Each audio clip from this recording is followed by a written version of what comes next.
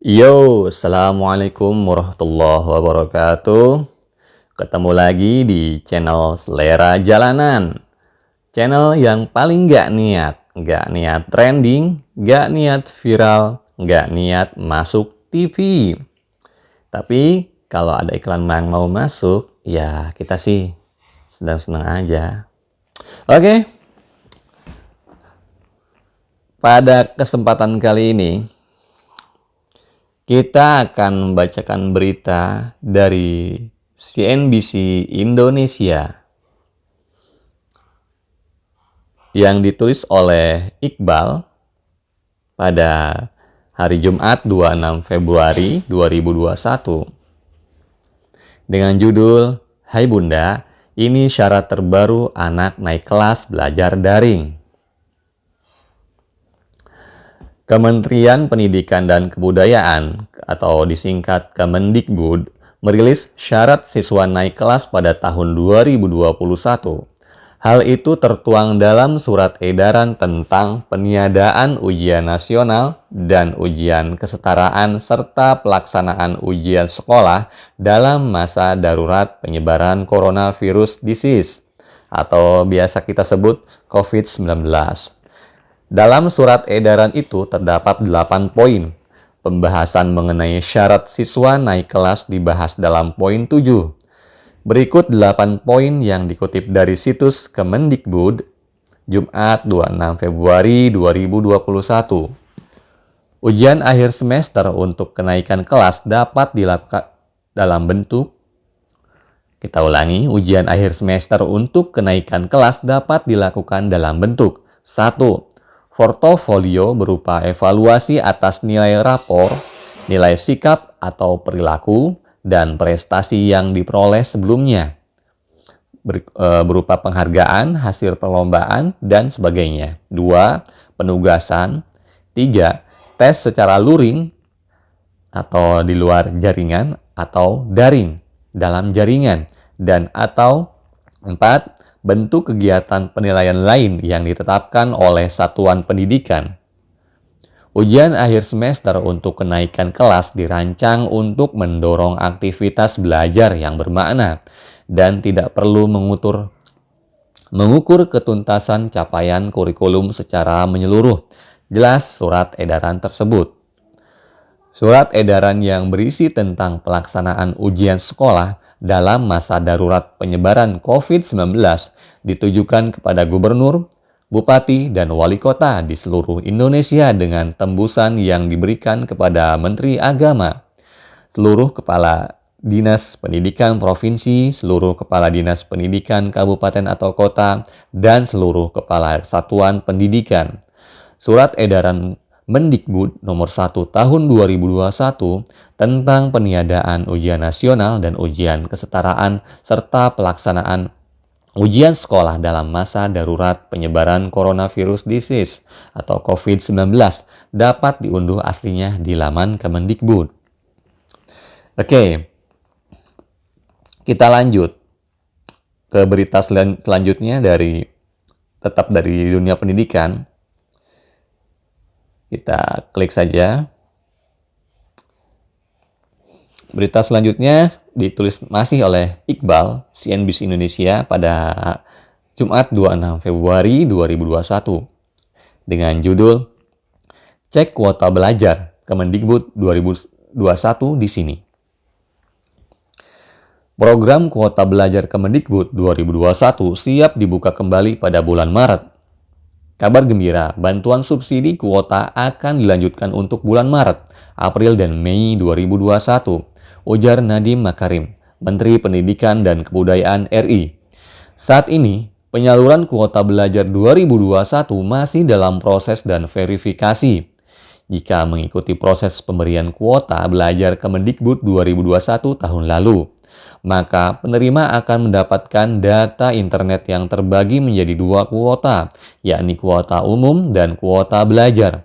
Adapun untuk peserta didik jenjang PAUD mendapatkan data internet 20 GB, 5 GB kuota umum dan 15 GB kuota belajar per bulan.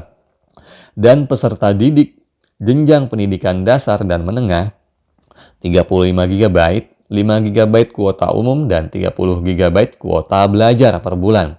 Kemudian, untuk guru PAUD dan pendidikan dasar dan menengah mendapat kuota belajar 42 GB, 5 GB kuota umum, dan 37 GB kuota belajar. Serta untuk dosen dan mahasiswa 50 GB, 5 GB kuota umum, dan 45 GB kuota belajar per bulan. Kuota umum bisa digunakan untuk mengakses semua situs dan aplikasi, sedangkan kuota belajar hanya bisa digunakan untuk situs dan aplikasi yang telah ditentukan. Kita buka halaman berikutnya. Dan berikut adalah aplikasi untuk kuota belajar. Aplikasi dan website Aminin, Ayo Belajar, Bahaso, Biru, Cakap, Duolingo, Edemodo, Edoka System, Ganesha Digital, Google Classroom, Keeping School, Patik 0, Microsoft Education, Kuiper, Ruang Guru, Rumah Belajar, Sekolah.mu, Udemy, Zenius, dan aplikasi WhatsApp. Untuk video conference adalah sebagai berikut: Cisco Webex, Google Meet, Microsoft Teams, YouMeetMe, Zoom. Situs website aksi.puspendik.kemendikbud.go.id. Bersama hadapi corona.kemendikbud.go.id, bse.kemendikbud.go.id, buku.kemendikbud.go.id, cambridgeenglish.org, e-learning.guru-daring-millennial.id, guruberbagi.kemendikbud.go.id, iCanDo.co.id, IndiHomeStudy.com, infomedia.co.id, kelaspintar.id, lms.simolek.org, mejakita.com, melajah.id, pijarmahir.id, pijarsekolah.id, rumahbelajar.id, setara.kemendikbud.go.id, suaraedukasi.kemendikbud.go.id, tve.kemendikbud.go.id, www.indonesiax.co.id, www.wekido.com. Website kampus. Terdapat sekitar 401 website kampus yang bisa diakses menggunakan kuota belajar. Misalnya, website kampus Akademi Akuntansi YAI di Jakarta, Akademi Bahasa Asing Bina Insan Indonesia, dan Akademi Kebidanan RSPAD Gatot Subroto.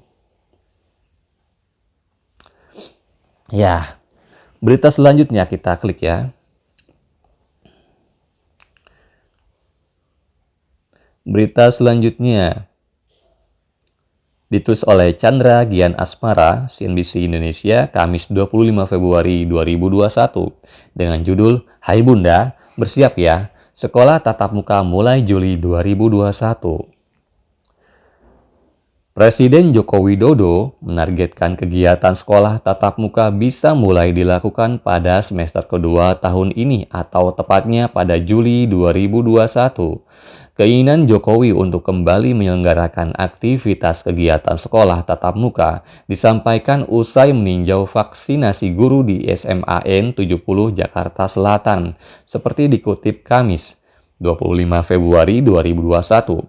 Karena tenaga pendidik dan kependidikan, guru ini kita berikan prioritas agar nanti di awal semester kedua pendidikan tatap muka bisa kita lakukan, kata Pak Jokowi. Jokowi menargetkan pada bulan Juni 2021 mendatang 5 juta guru, tenaga pendidik, dan kependidikan semuanya bisa divaksinasi. Vaksinasi diharapkan memberikan perlindungan bagi para tenaga pengajar, sehingga di bulan Juli saat mulai tahun ajaran baru semuanya bisa berjalan normal kembali. Saya kira targetnya itu, kata Jokowi. Menteri Pendidikan dan Kebudayaan Nadiem Makarim menambahkan nantinya kegiatan belajar tatap muka tidak sepenuhnya 100%. Kegiatan belajar tatap muka akan dilakukan dengan sistem rotasi dengan tetap mengedepankan protokol kesehatan. Mungkin tidak 100%, tapi paling tidak bisa saja 2 kali seminggu atau 3 kali atau dalam sistem rotasi, kata Nadiem Makarim. Nadiem mengemukakan vaksinasi COVID-19 akan diprioritaskan untuk tenaga pendidik mulai dari sekolah dasar, PAUD, sekolah luar biasa, sekolah menengah pertama, sekolah menengah atas, sekolah menengah kejuruan, hingga perguruan tinggi. Sekali lagi, walaupun tatap muka, itu harus menggunakan protokol kesehatan yang telah ditetapkan Kemenkes dan Kemendikbud, tegasnya. Halaman berikutnya, Kementerian Pendidikan dan Kebudayaan tak memungkiri proses pembelajaran tatap muka akan dilakukan pada Juli 2021, namun pelaksanaannya akan dilakukan secara bertahap. Secara bertahap diusahakan di semester ini sudah buka, kata Direktur Jenderal PAUD dan Pendidikan Dasar dan Pendidikan Menengah Kemendikbud, Jumeri, kepada CNN Indonesia. Namun, Jumeri tak menjelaskan tahap pembukaan sekolah tersebut. Jumeri mengatakan pembelajaran tatap muka ini sekaligus menjadi kampanye protokol kesehatan di sekolah bagi guru maupun siswa. Menurutnya, Kemendikbud mewajibkan pihak sekolah menyiapkan standar operasional maupun fasilitas untuk menjaga kesehatan lingkungan. Masa pembelajaran tatap muka digunakan untuk kampanye menjaga kesehatan bagi guru dan siswa. Galakan penyuluhan kepada siswa agar meningkat kesadarannya akan protokol kesehatan, ujarnya. Jumeri meminta kepada pihak sekolah yang membuka proses pembelajaran tatap muka menjalin kerjasama dengan fasilitas kesehatan terdekat, termasuk komunikasi antara pihak sekolah dan wali murid secara intensif. Ya, demikianlah pembacaan berita yang saya bacakan kali ini. Semoga dapat menambah wawasan Anda semua. Terima kasih yang sudah menyimak. Sekian dari saya. Assalamualaikum warahmatullahi wabarakatuh.